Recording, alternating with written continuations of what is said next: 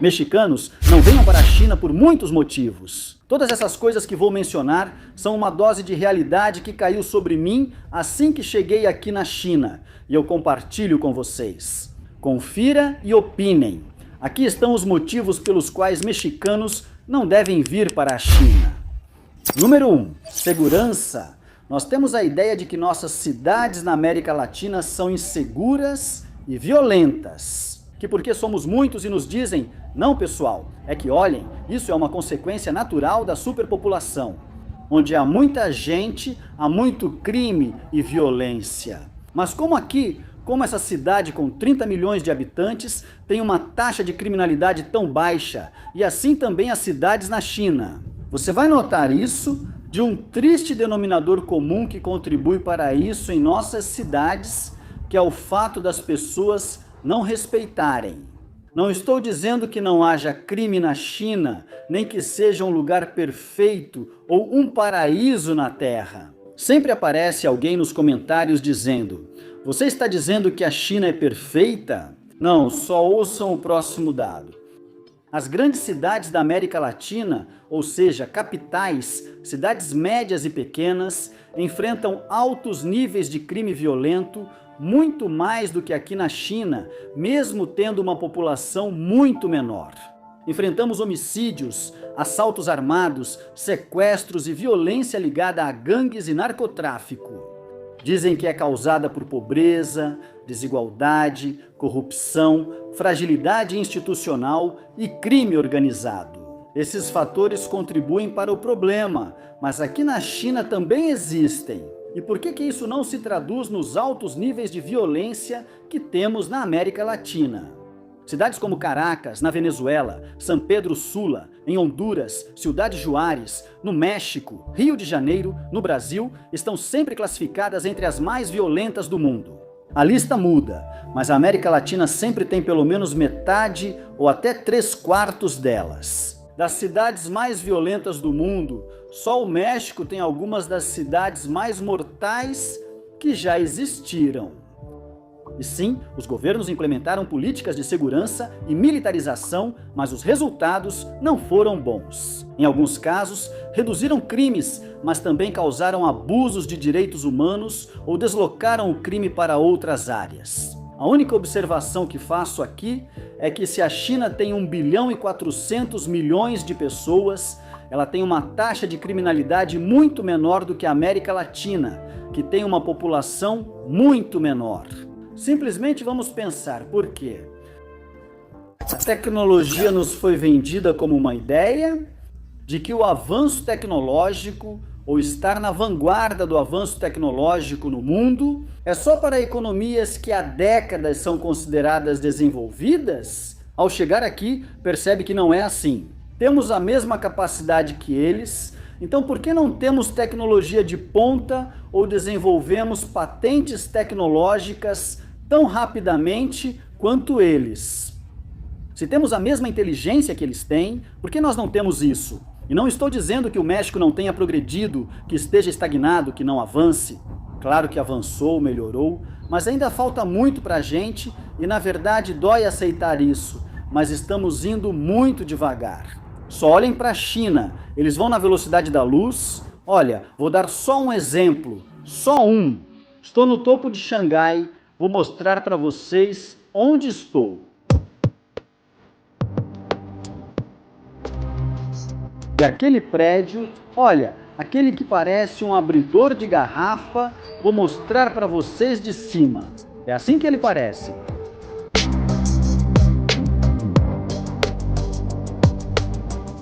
Aquela área ali é conhecida como do PAN.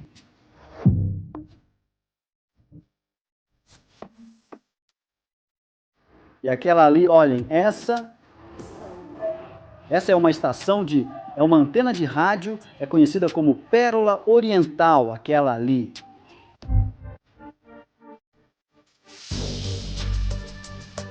Agora comparem com como era há 25 anos, apenas comparem.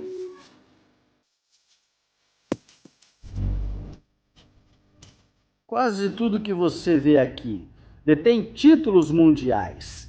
rede de trens mais eficiente, construída mais rápido e trens mais velozes do mundo. Este edifício possui o elevador mais rápido do mundo. Assim, entre o mais isso e o mais aquilo do mundo. Você inevitavelmente pensa, o que temos feito? Quer dizer, há 200 anos fazendo o quê?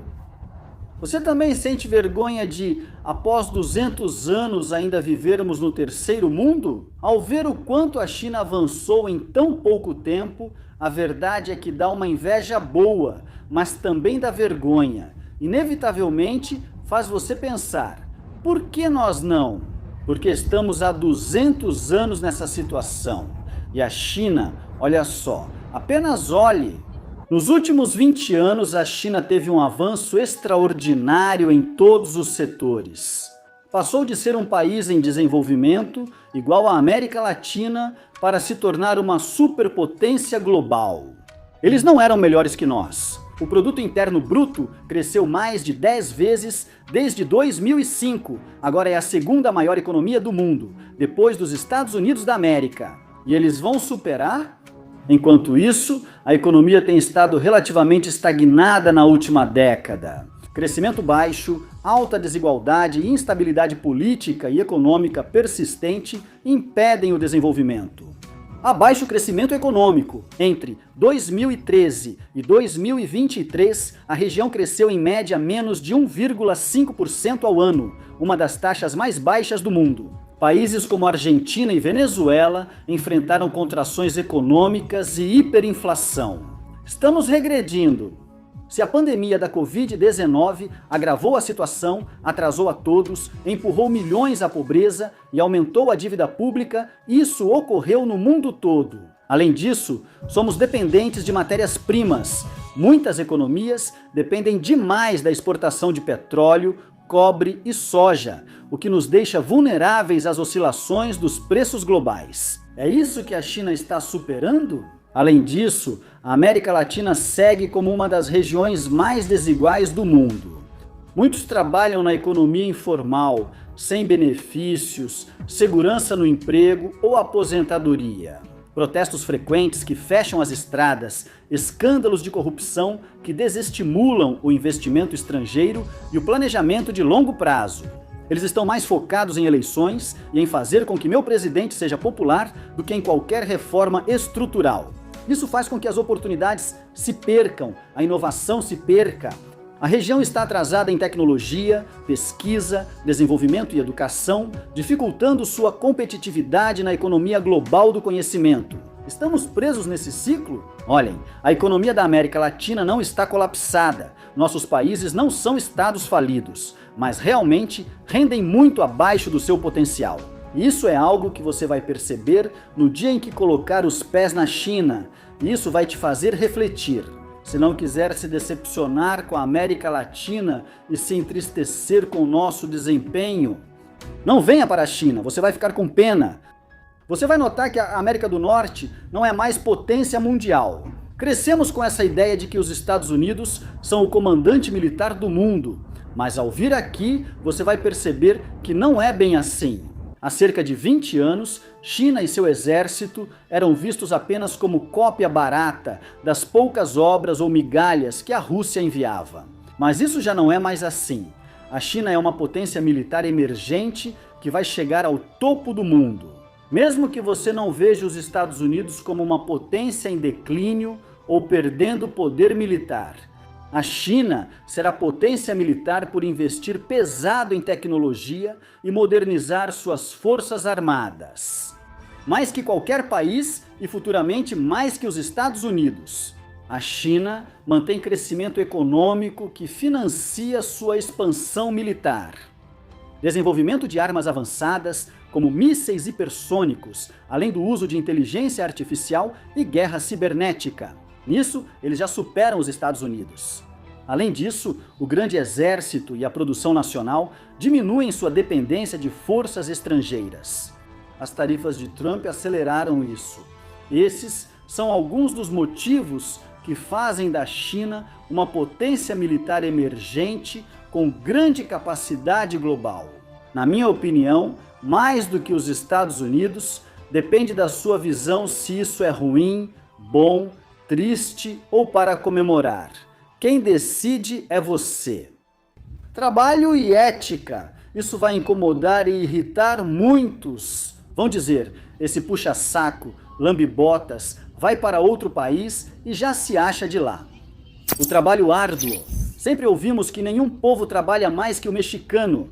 Se você olhar a lista dos países que mais trabalham, o México está no topo. Depende da fonte, mas o México sempre está entre os 3 primeiros, seguido da Colômbia. Há o estereótipo de que ninguém trabalha mais do que um mexicano. E não estou dizendo que isso não seja verdade, mas aqui na China você percebe que, olha, meu respeito pela ética de trabalho do chinês. Esses caras já pecam por excesso de trabalho, vão ao extremo, preferem morrer trabalhando a decepcionar o patrão chinês. Embora não seja algo que aconteça todo dia, algo que não é comum, extremamente normal, mas sim acontece. De que as pessoas trabalham até morrer. Jovens profissionais de tecnologia, finanças e manufatura enfrentam muita pressão e longas jornadas de trabalho. Esses casos de pessoas que desmaiam e morrem enquanto estão no horário de trabalho têm chamado a atenção nacional. E sim, eles tentaram mudar sua cultura e evitar isso, mas ainda tem algo chamado cultura do 996, que é trabalhar das 9 às 9, 6 dias por semana, algo enraizado na cultura deles desde cedo. A frase 996 é algo muito comum. Isso também tem a ver com a influência do confucionismo. Os chineses têm um grande respeito pela educação, disciplina e esforço pessoal, o que não só lhes dá essa motivação de sempre buscar melhorar e não desistir ou reclamar no trabalho. Agora sim, de forma tóxica e insalubre, seguir até cair. Lentamente, essa cultura está mudando e se adaptando a uma cultura simplesmente com muita ética de trabalho. A cultura chinesa valoriza diligência e perseverança. Desde cedo, muitos aprendem que esforço leva ao sucesso pessoal e familiar. As famílias têm vergonha de filhos preguiçosos. Por isso, a pressão por máxima produtividade. Além disso, eles têm mentalidade coletiva, diferente de nós, hispânicos.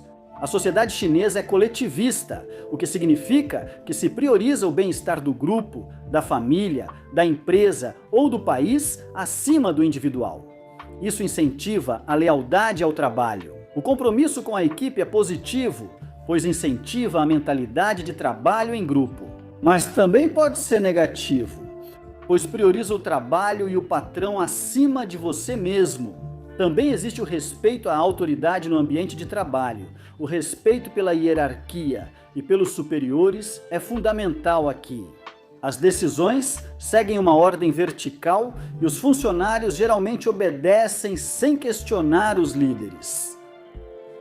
Aprender inglês desde criança. Nos foi dito que para sermos empresários de sucesso e termos empresas multinacionais que operam em vários países, é indispensável aprender inglês, que é o idioma dos negócios, o idioma universal dos empresários. E sim, é verdade, mas como a China vai ser a maior economia do mundo, se você realmente quer ser um empresário com um portfólio completo de investimentos, investimentos na China não podem faltar.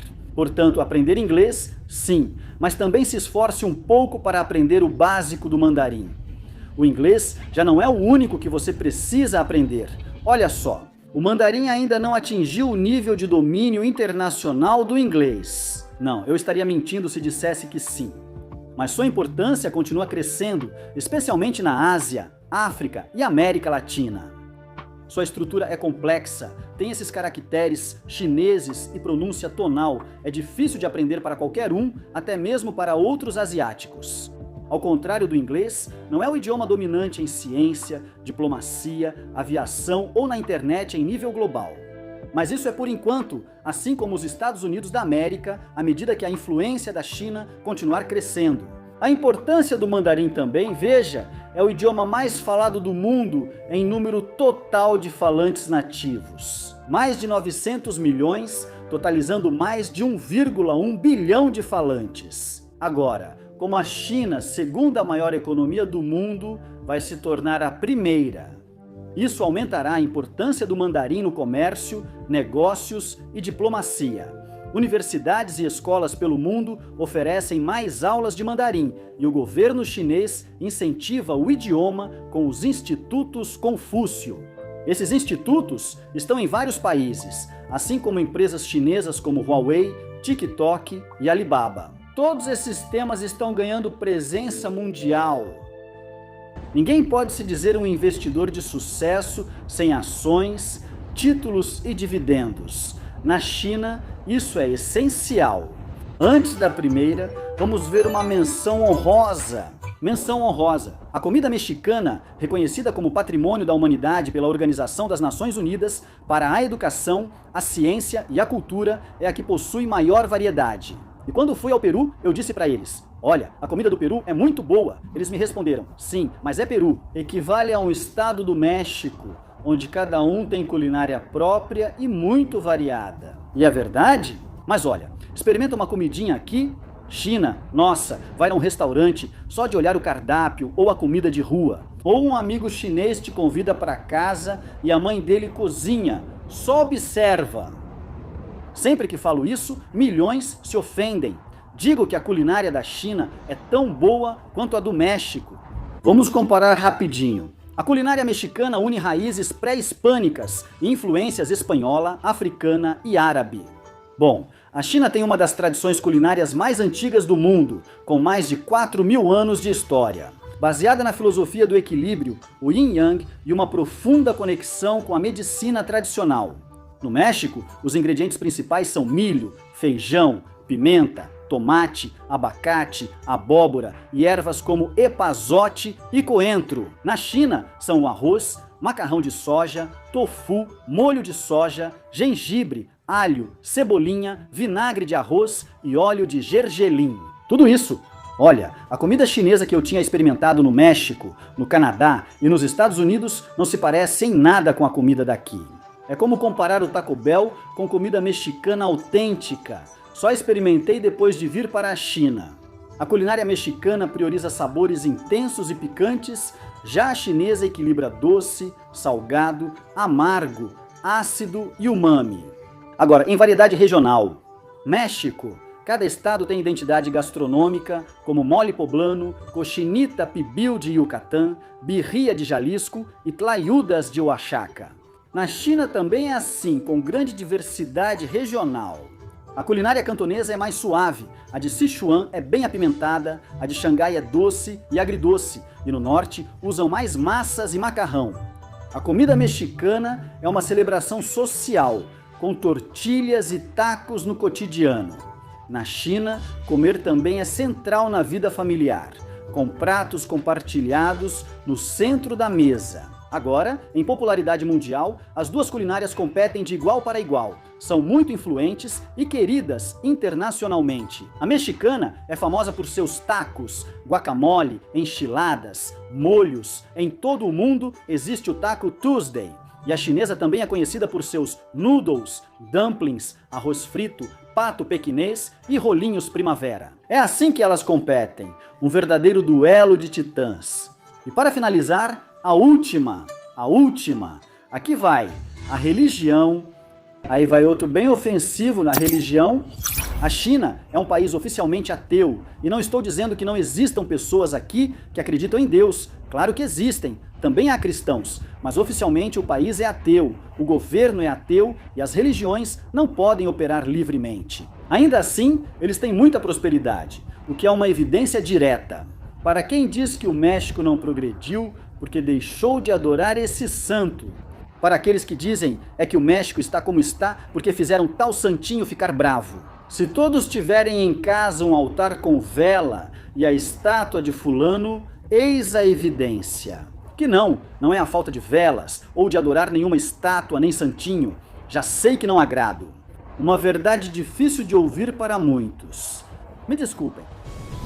Essa é minha opinião sobre as coisas da China, que abrem seus olhos para a realidade.